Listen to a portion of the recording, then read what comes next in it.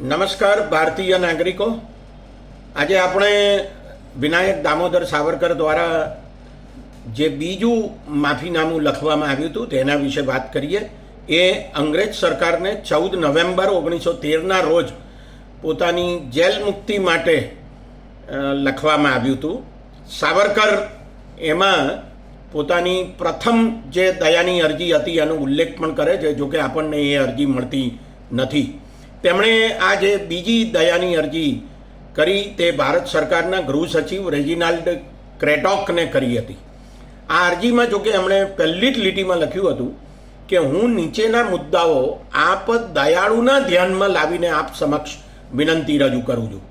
આશ્ચર્યજનક રીતે સાવરકરને અંગ્રેજ સરકાર દયાળુ લાગી હતી. આ અરજીમાં પછી તેમણે 5 મુદ્દા લખ્યા છે અને પછી છેલ્લે એક લાંબો ફકરો લખ્યો છે. આપણે થોડીક વિગતો એમાંની જોઈએ. એમણે પહેલા મુદ્દામાં પોતાને ખતરનાક એટલે કે ડેન્જરસ કેદીની શ્રેણીમાં મૂકવામાં આવ્યા હતા એની સામે વાંધો ઉઠાવ્યો છે. જેલના આરંભના પ્રથમ 6 મહિના એમનો એકાંતવાસ હતો એની સામે પણ એમણે વાંધો ઉઠાવ્યો છે. પોતાનો વ્યવહાર જેલમાં સારો હોવા છતાં પોતાને કેમ બીજા કેદીઓની જેમ જેલની બહાર મોકલવામાં આવ્યા નથી એવો સવાલ પણ તેઓ ઉઠાવે છે. જેલનું સૌથી સખત કામ પોતાને સોંપવામાં આવ્યું હતું એનો ઉલ્લેખ કરે છે. પોતાને નાળિયેરના છોતરા કાઢવાનું કામ સોંપવામાં આવ્યું અને તેઓ એમ કહે છે કે એમાં મારા હાથ લોહીથી લથપથ થઈ જતા હતા. બીજા મુદ્દામાં સાવરકરે એમ કહ્યું છે કે પોતાને એક વિશિષ્ટ કેદી બનાવીને પોતાને વિશિષ્ટ કેદી તરીકેની તકલીફો આપવામાં આવી રહી છે, એટલે એની સામે પણ એ વાંધો ઉઠાવે છે. ત્રીજા મુદ્દામાં એમણે એમ કહ્યું છે કે તેમને જેલની બહાર લઈ જવાની તેમની માંગણી સબબ તેમને મારવામાં આવ્યા હતા 2 કે 3 વખત. જ્યારે તેમને જેલની બહાર લઈ જવામાં આવ્યા ત્યારે પણ તેમના કોઈ ગુના વિના તેમને અન્ય કેદીઓની સાથે પાછા જેલમાં લઈ જવામાં આવ્યા એની સામે પણ એમને વાંધો ઉઠાવ્યો છે. ચોથા મુદ્દામાં સાવરકરે પોતાના સગાઓની સાથે મુલાકાત થઈ શકી હોત, ઘણા બધા પત્રો પોતે લખી શક્યા હોત, પણ એવા બધા લાભ એમને મળ્યા નથી એની સામે પણ એ વાંધો ઉઠાવે છે.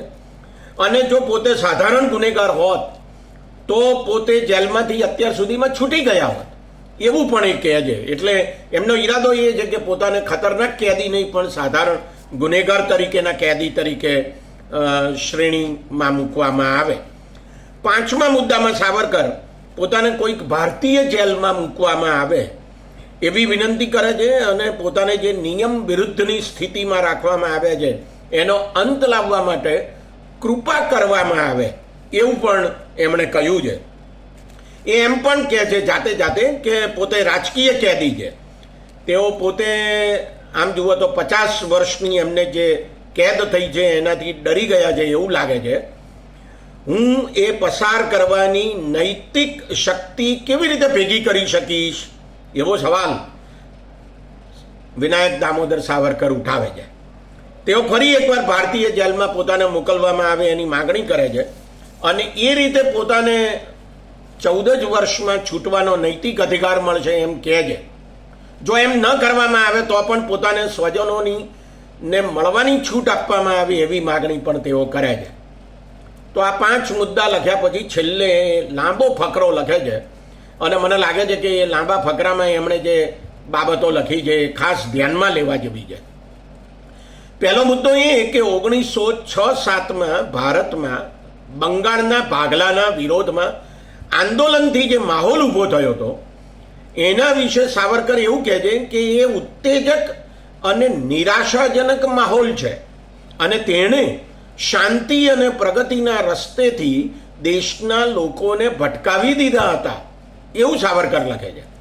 એટલે એનો અર્થ એવો થાય કે તેઓ હવે અંગ્રેજો સામે થયેલા આંદોલનના વિરોધી થઈ જાય છે. આમ કહીને તેઓ એમ પણ કહે છે કે સરકાર પોતાની બહુમુખી કૃપા અને દયાથી મને મુક્ત કરે તો હું અંગ્રેજ સરકાર પ્રત્યે વફાદાર બનવા સિવાય કશું ન બની શકું.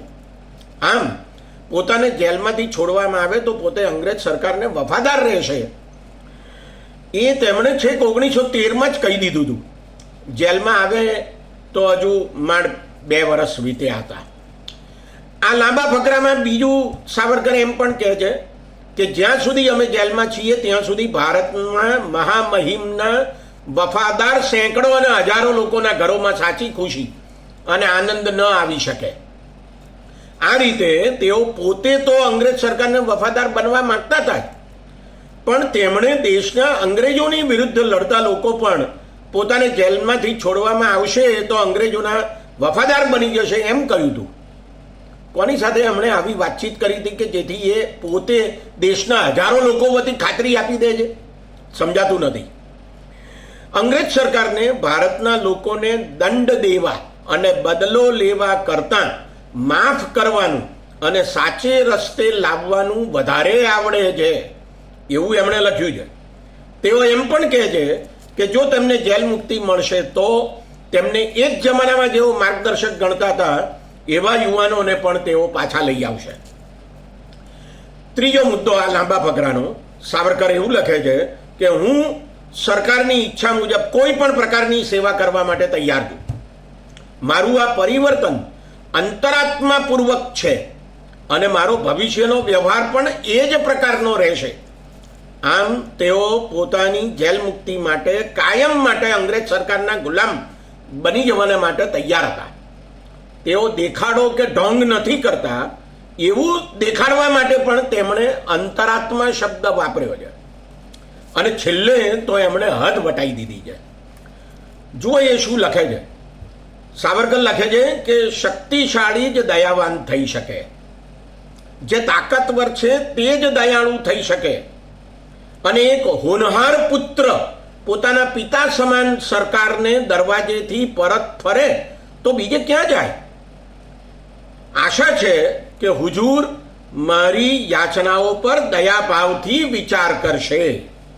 આ શબ્દોમાં એમણે સંસ્કૃત ભાષાની જે પેલી વિખ્યાત ઉક્તિ છે ક્ષમા વિરસ્ય ભૂષણમ એનો પ્રયોગ કર્યો છે. કાંતિ કહે છે કે શક્તિશાળી જ દયાવાન થઈ શકે, જે તાકાતવર છે તે જ દયાળુ થઈ શકે. અને પોતે અંગ્રેજ સરકારને એ રીતે વીરનું ઉપનામ આપે છે. એમ કહેવાતા વીર સાવરકર અંગ્રેજ સરકારને વીર કહે છે અને પોતે અંગ્રેજ સરકારને પિતા કહે છે અને એ પિતાના પોતે હોનહાર પુત્ર છે એવું પણ કહે છે. નમસ્કાર.